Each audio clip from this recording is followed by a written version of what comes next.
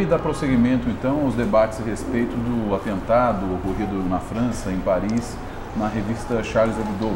Nós temos hoje aqui o Padre Garcia, que está acompanhando os desdobramentos do que ocorreu em Paris. Ele morou na Bélgica, realizou um estudo em Paris também, mestrado em Paris também, e acompanha não só com um olhar religioso, mas também científico. Padre, como o senhor, depois do atentado, ou seja, mais ou menos uma semana do ocorrido quase, como o senhor observa o desdobramento dessa sequência de atos ocorridos na Europa? O desdobramento positivo. Não obstante a dor, o sofrimento, a imprensa ganhou mais liberdade, na minha concepção. Um jornal semanário que tinha uma tiragem de 50, 60 mil exemplares, a partir do dia 14, desse 14 de janeiro, aumentou para 3 milhões de exemplares. O mundo inteiro quer saber quem é Charlie Hebdo. O mundo inteiro quer saber quem é Charlie Hebdo. Quer dizer, foi uma propaganda, à base do sofrimento, eu diria, à base de um martírio, porque os integrantes da revista, na verdade, eles gostavam de brincar com tudo. Temos aqui então essa cena aqui. Essa cena aí, por exemplo. Que é da Charles Hebdo. O amor, o senhor conhece bem francês, como é que é dito aí? O amor é mais forte que o ódio. O amor é mais forte que o ódio. Que a raiva. Ora, mas então, tem um beijo aqui beijando o muçulmano. Aqui você tem Maomé beijando o integrante do Charlie Hebdo. Acontece... Na boca. Bom, não sei se é na boca, enfim, beijando. Eu não vou entrar nesse mérito porque os russos também fazem esse gesto, não fazem? Mas o detalhe é o seguinte, que a França, a partir de 1789, inaugurou, na verdade não inaugurou porque a Revolução Burguesa já nascera na Inglaterra na Revolução Industrial, antes de 1789, mas a Revolução Burguesa, a Revolução chamada Revolução Francesa, com os ideais igualdade, fraternidade e liberdade. Liberdade, igualdade e fraternidade. Liberdade como primeiro elemento, liberdade de expressão. Quer dizer, a França não abre mão da sua liberdade. Você tem liberdade de falar de seriedade e eu tenho a liberdade de questionar a sua seriedade. Você tem a liberdade de falar de humor, eu tenho a liberdade de não falar. Você tem liberdade de ter religião, eu tenho a liberdade de não ter religião. Então, a França, ela não abre mão. Tanto é que uma manifestação jamais vista na história da França aconteceu domingo, dia 11 de janeiro, uma manifestação fenomenal, convocada assim em 3 dias, justamente pelos ideais da liberdade. Recentemente na França, eu que vou em Paris todos os meses, recentemente na França, eu tenho acompanhado muito a situação dos símbolos religiosos. Eu que sou um padre católico, que respeito profundamente todas as religiões. É bom lembrar que nós católicos não somos contra o Islã. O livro, o Corão, inclusive tem uma charge aí. Uma das charges, né? O Corão é uma merda. O Corão, mas para não falar bosta, né? Então é o seguinte, ele escreve o Corão não está valendo nada, não para nem as balas, não segura nem as balas, olha aqui. Quer dizer, na verdade, a charge é preciso ler a charge do Charlie Hebdo com uma linguagem inversa. Se você fizer a leitura da charge na linguagem direta, você vai ver que o jornal está discriminando, mas na verdade ele está se colocando como um muçulmano o muçulmano que de fato o Corão não está segurando nada, ou seja, como se o Corão fosse a sua couraça, como se fosse a sua proteção, e o fato de lê-lo todos os dias e fazer as meditações, ele não está me defendendo, ou seja, na verdade o ataque a Charlie Hebdo, na verdade é um ataque ao Islã. Na verdade, ele está defendendo, essa charge está defendendo o Islã. É impressionante como você faz a leitura. Você, mas isso fazer. Mas é complicado. É muito complicado. Basicamente, não, só eu não. O Charlie Hebdo, é para as pessoas de altíssimo conhecimento fazer análise desse contexto, porque na verdade todas as charges do Charlie Hebdo, na verdade, ela se coloca do outro lado do que faz a crítica. Tanto é que a capa dessa semana é uma coisa fenomenal.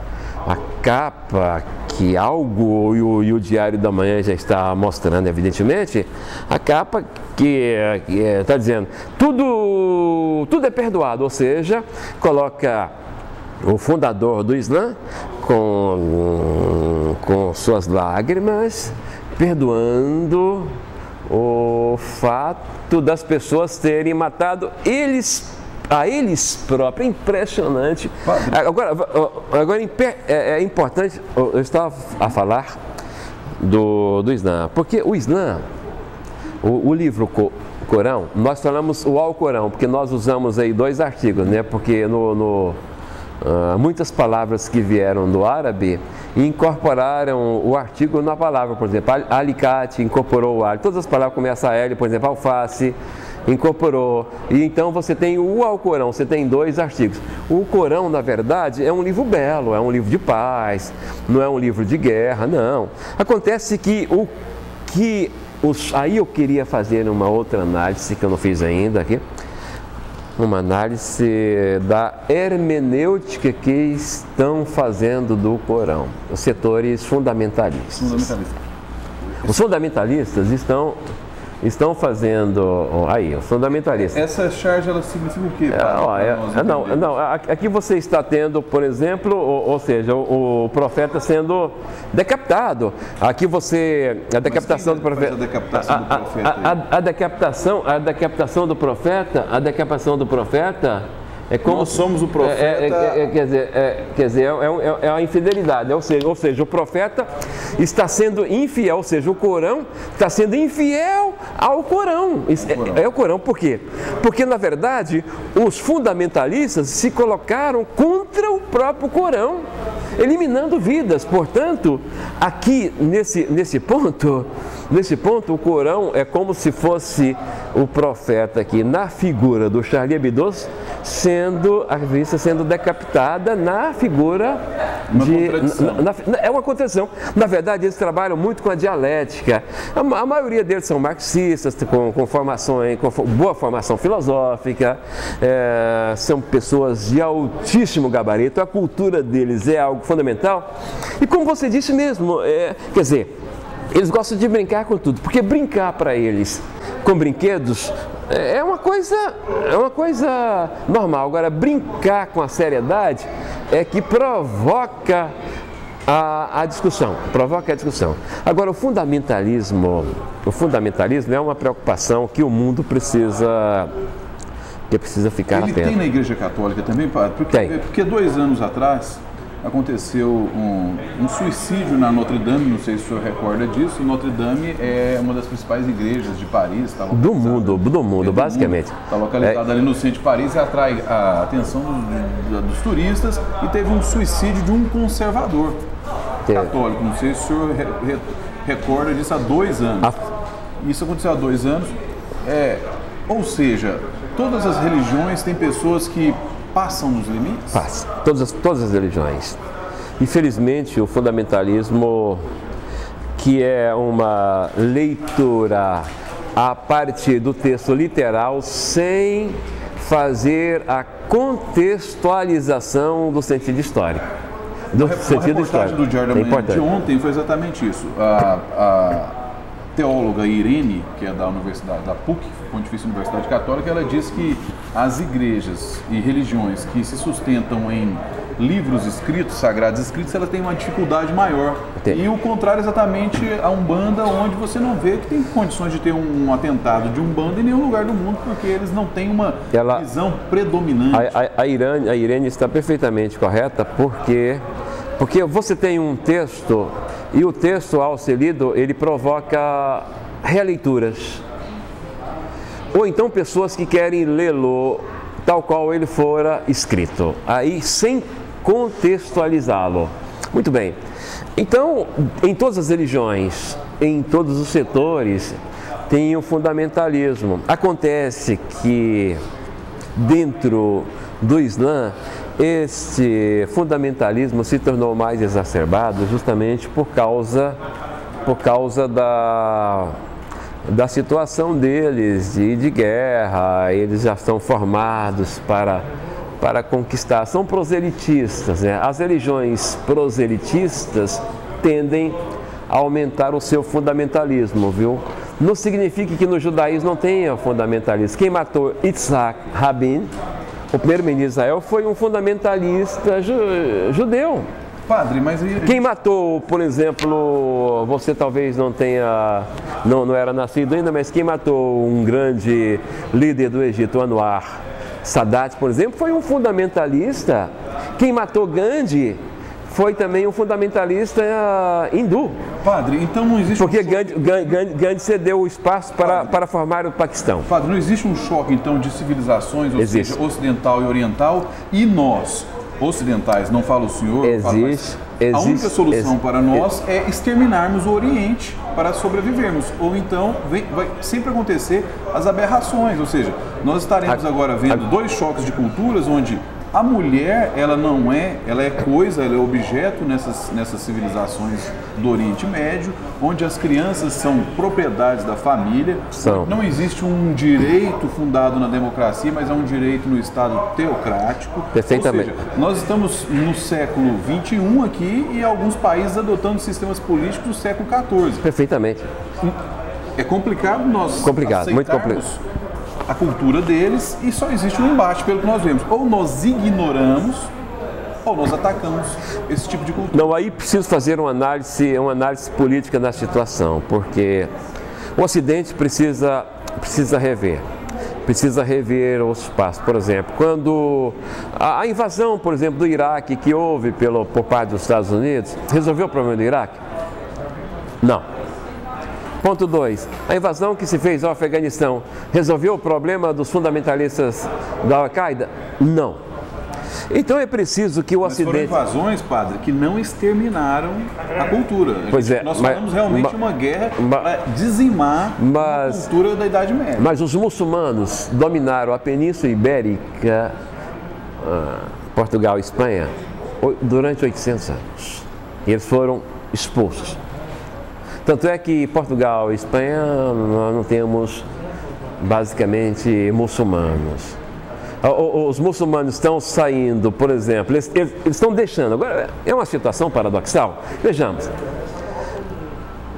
as pessoas vivem lá na conjuntura do Islã, nos seus países teocráticos. Eles saem de seus países e querem impor a cultura fundamentalista do Islã nos países democráticos. Isso é um absurdo dos absurdos. Da Nigéria, nós um absurdo dos absurdos. A metade, se não me engano, a Nigéria é 48% da população é muçulmana e 51% é integrado por cristão. E 1% são os iorubás e as religiões, aquelas religiões negras que eles têm autóctone. Padre, é exatamente essa questão que nós estamos discutindo. Tem como harmonizar culturas tão diferentes ou é preciso exterminar as lideranças e todas as lideranças e impor uma forma religiosa mais democrática? Tem. Eu acho que o Papa Francisco está nesse momento se mostrando como um dos maiores líderes da humanidade.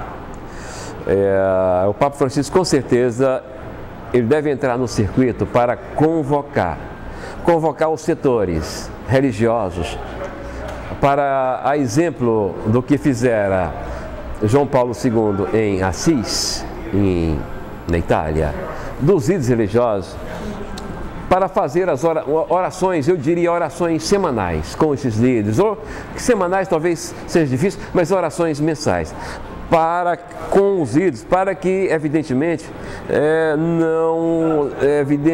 não surgissem mais grupos terríveis fundamentalistas. O problema, na verdade, não são os setores religiosos, são os fundamentalistas. Eles são os que atrapalham as religiões. Eles não querem, por exemplo, Mahmoud Abbas, palestino, estava recentemente em Paris, juntamente com o primeiro-ministro de Israel.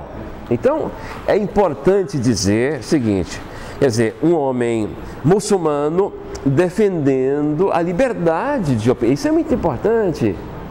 Isso é muito importante. Isso prova é a prova de que é possível fazer uma política diferenciada no mundo contemporâneo. Agora, enquanto não se fizer uma caçada a esses fundamentalistas de todas as matizes, de todas as religiões, e nós católicos não estamos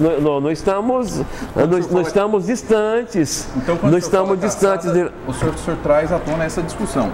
Eu trago. Da modificação do sistema político dessas comunidades, ou seja, desses países. Olha, eu sou totalmente a favor da liberdade de opinião. Eu sou a favor que as pessoas tenham o direito de manifestar a sua fé, a sua religiosidade. Isso aí é um mundo normal. Precisamos, evidentemente, de manifestar nosso ponto de vista, a nossa fé, propagar a nossa fé. Não é justo que lá na África, por exemplo, recentemente, os nossos católicos, nós temos católicos lá no Egito, por exemplo. E lá no católico, os muçulmanos chegaram e incendiaram a igreja e mataram todo mundo. Isso é um absurdo. Estão fazendo isso na Nigéria com os nossos cristãos católicos, que se não souberem uma frase sequer do Alcorão, eles são obrigados a se submeter a todo tipo de sevícias e até chegar à morte. Isso é um absurdo que esses fundamentalistas estão a fazer com os setores da sociedade.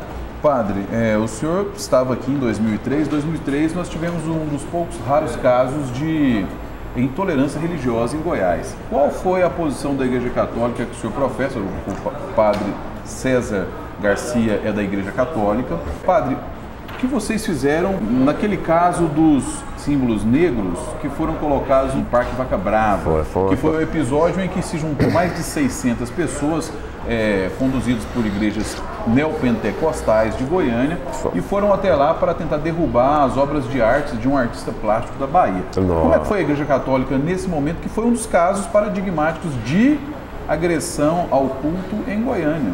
Até o que queria novamente utilizar esse espaço, eu já fiz pessoalmente, cumprimentar o prefeito da época, que era o professor Pedro Wilson, que de fato, com o seu secretário de Cultura da época, eu que fui secretário também de Cultura, também na prefeitura, e nós criamos obras de arte na praça, é arte pública. E eu achei aquilo um absurdo dos absurdos. Eu diria, a agressão feita... Mas na época a Igreja Católica se posicionou assim? Acontece o seguinte, dentro da Igreja Católica você tem pessoas que se posiciona e nem sempre se posicionam, mas eu me posicionei. Quem fala pela igreja é o arcebispo, eu falo por mim, evidentemente, eu sou igreja também.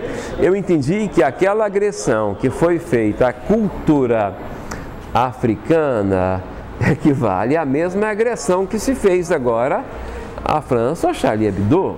Então eu entendo, como você, entendo que era necessário ainda fazer uma reparação. Sabe por que é? Porque com a mesma liberdade de culto que esses setores pentecostais, evangélicos puderam manifestar a sua fé, eles negaram a liberdade de culto de outra pessoa. E além do mais, não era nem uma situação de culto, era uma obra de arte de um artista que nem estaria, mesmo que aqueles setores estivessem professando culto africano, eles não podiam fazer aquilo, porque a mesma liberdade que a Constituição deu aos evangélicos pentecostais manifestar a sua fé, eles deviam dizer: olha, se nós temos a liberdade de manifestar a nossa fé, é justo que os setores das religiões africanas também manifestem a sua, porque se eu sou contra a liberdade de outro que manifesta a sua fé, na verdade os evangélicos fizeram uma crítica a eles mesmos, ou seja, nós estamos errados. É aquilo que Charlie Hebdo, agora você captou aquilo que Charlie Hebdo faz? Justamente, na verdade, ou seja, o fato dos evangélicos terem atacado as obras de arte, ou seja, os evangélicos atacaram a si próprios, porque indo contra a liberdade do outro manifestar sua fé, a sua cultura, eles estiveram contra a si próprios, porque se fossem eles no lugar, eles estariam contra eles próprios. Então é uma questão de leitura que se faz do texto. Portanto, eu continuo afirmando que aquilo lá foi, para mim, na história, eu diria, um dos fatos marcantes na história de Goiás, na história de discriminação, e de liberdade religiosa e de liberdade cultural, foi aquele fato. Eles foram obrigados a retirar as obras, isso é um absurdo. Claro. Padre, para finalizar, uma última pergunta do nosso programa. O senhor mesmo disse que essa forma de violência simbólica contra as religiões nasce dessa leitura literal, dessa leitura mal feita dos livros. A Bíblia, ela é dividida em 2 livros e existe até grupos cristãos que consideram mais o Novo Testamento e o Velho Testamento. O Velho Testamento é fundado numa imagem de um Deus vingativo, de um Deus agressivo, de um Deus violento e tirano, que submete as pessoas. Esse Deus é exatamente o contrário do que é pregado por Jesus Cristo no Novo Testamento. Ele não manda matar ninguém, ele não faz sacrifício. Perfeito. Esse Deus que o senhor está falando, ele é conjugado junto com os judeus, o Deus judeu, e também tem grande influência entre os muçulmanos. Não seria fato da Igreja Católica abandonar o Velho Testamento? Não, eu vou fazer uma leitura diferente. Vou fazer uma leitura e mostrar para o meu amigo telespectador do DM. O DM está fazendo história agora, com o Taquinho, vai fazer muito mais ainda. Eu vou mostrar para você que o Deus do Antigo Testamento, ele é dócil, ele é compassivo, ele é bondoso. O que esses setores fundamentalistas pentecostais e que alguns setores do judaísmo, porque os judeus são uma das raças mais cultas, compreensivas do mundo. Se você for, eu vou todos os anos ao Estado de Israel, vou agora novamente em abril, é o único Estado democrático ali no Oriente. Qual o Estado democrático ali que existe ali no Oriente Médio? O Estado de Israel. Os outros todos são um reizinho comandando um grupo de acéfas ali que ficam ali, um staff deles. A verdade é essa. O Antigo Testamento é um livro dócil, O Senhor, vamos pegar o Salmo, por exemplo, que é do Antigo Testamento, 138 da literatura latina ou 139 da literatura maçorete, que aqui os hebreus utilizam. O Senhor vai te encontrar, mesmo que você fuja dele, ele te procura, ele te sonda, ele te conhece, ele ama, ele não deixa você sozinho. O Salmo 22, 23, o Senhor é meu pastor, nada me faltará. Depende da leitura que se faz do Antigo Testamento. O Antigo Testamento é um livro histórico, é um livro com dados históricos e alguns dados míticos e outros dados metafóricos. Essa é a questão. Você juntar a metáfora, os míticos, com a história e com a realidade dos profetas e com os livros que de fato trazem e sem falar dos apocalípticos que tem no Antigo Testamento. Se você juntar esses elementos todos e não tiver uma contextualização, se você não souber pelo menos arqueologia, filosofia, história, esses elementos todos para você interpretar tais textos, você pode fundar uma religião, como existem muitas pessoas que vão fazer teologia sem ter o conhecimento da filosofia. Por que na Igreja Católica todos os padres precisam estudar filosofia? Pelo menos 4 anos de filosofia. Porque para conhecer, para ter a sabedoria do conhecimento. A filosofia nos ajuda a interpretar os fatos, para ver a lógica, para ver os elementos todos, para ver até a Odisseia, os elementos filosóficos. Então, se você não tem o conhecimento da sabedoria, você vai estudar teologia sem ter uma base. Você pode amanhã fundar uma igreja baseada num texto bíblico e pronto, acabou a história. Então, eu posso pegar o Antigo Testamento e gosto do Antigo Testamento e em todas as missas que eu celebro, eu faço questão de fazer uma análise específica do Antigo Testamento. Todas as missas, as pessoas que me acompanham sabem disso, eu faço uma análise da primeira leitura, sempre a primeira leitura na igreja, fora do tempo pascal, basicamente é do Antigo Testamento. Então eu faço uma análise histórica daquele texto para contextualizar a situação e mostrar que o Deus, na verdade, é amoroso, é compassivo. O profeta Elias, no Antigo Testamento, diz: o meu Deus é como a brisa suave. Para Moisés, Deus se apareceu como fogo lá na montanha e disse: olha, Moisés, Senhor, eu quero saber quem é o Senhor para eu falar com as pessoas. Aí Deus falou para Moisés, eu sou, meu nome é eu sou aquele que sou. Então o nosso Deus não é um Deus que vem guerrear, que vem matar, que vem destruir. Essa é a interpretação que se faz desse Deus. Aí que está, voltemos à revista Charlie Hebdo.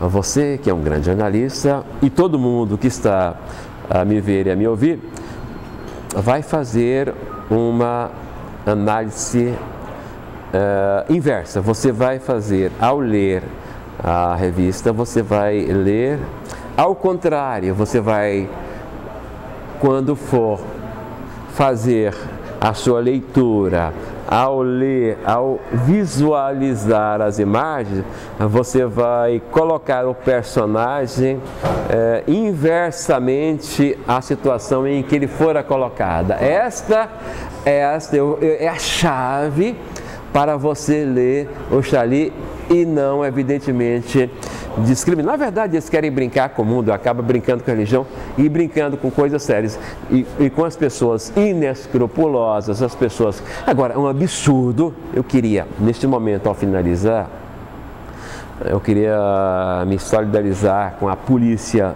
francesa. Olha, é importante a inteligência, a captação desses perversos, que eu acho que nem o capeta aguentaria essas pessoas lá, porque é algo terrível, evidentemente. Então, são pessoas que não mereciam viver na sociedade, e não só eles, há outras pessoas no Estado Islâmico que estão por aí rondando o planeta, querendo impor uma doutrina incapaz deles mesmos sobreviverem com ela. É importante que nós lutemos e criemos alternativas para que construamos um mundo melhor. E em último ponto, eu queria me solidarizar com as famílias de todos aqueles que perderam seus entes queridos e viva o Brasil e viva a France. Tá certo. Obrigado, padre. Nós então damos prosseguimento ao debate a respeito dos atentados nos próximos dias também. Obrigado ao internauta que está acompanhando o Diário da Manhã e o DMTV.